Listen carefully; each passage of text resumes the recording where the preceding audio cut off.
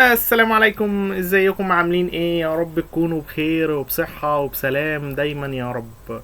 النهاردة حلقة جديدة من برنامجكم اتعلم كمبيوتر مع احمد رفعت. هنتكلم النهاردة في الحلقة بتاعتنا عن ازاي تفتح موقع بسرعة من قائمة رن.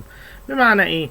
بمعنى ان انا دلوقتي لسه هفتح المتصفح وهكتب الموقع، وده بياخد مننا وقت كبير، وفي نفس الوقت بيبقى بطيء شوية إلى حد ما.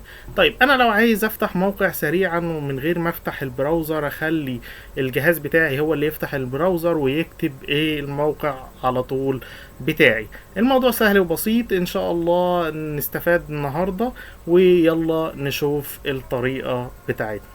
طيب، اول حاجة هندوس على علامة الويندوز اللي عندنا وحرف الار، بيظهر لنا قائمة رن بتاعتنا. بمجرد ما يظهر معاك قائمة رن دي، اللي كنا فاكر لو انت كنا اتكلمنا قبل كده بنكتب فيها سي ام دي فيطلع لنا الشاشة السوداء، احنا لا، مش هنعمل ده النهاردة. بمجرد ما تكتب اسم الموقع عندك اللي موجود في الاوبن، هو هيفتح لك البراوزر ويكتب لك فيه على طول الموقع اللي انت محتاج تخش عليه. انا مثلا هكتب ان انا محتاج اخش على www.google.com.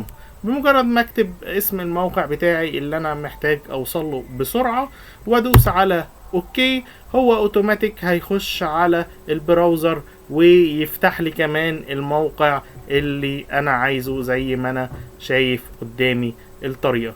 اتمنى تكون الطريقة عجبتكم، وان شاء الله يعني تابعونا علشان الفترة اللي جاية فيها فيديوهات اكتر تعليمية اكتر عن الكمبيوتر باذن الله، وعن التكنولوجيا بشكل عام باذن الله تعالى. ما تنساش لو عجبك الفيديو تشترك معانا في القناة، وما تنساش اللايك والشير، وتقول لنا طبعا في الكومنتات ايه المواقع اللي انت بتفضل تخش عليها. شكرا جدا ليكم، ومع السلامة.